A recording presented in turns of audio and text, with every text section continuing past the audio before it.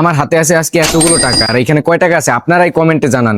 আর এই টাকা দিয়ে আপনারা অনেকেই জানেন যে আমি গ্লাস প্রোটেক্টরের ব্যবসা করি। আমার এই গ্লাস প্রোটেক্টরের ব্যবসার পাশাপাশি আরো একটা ব্যবসা নিব।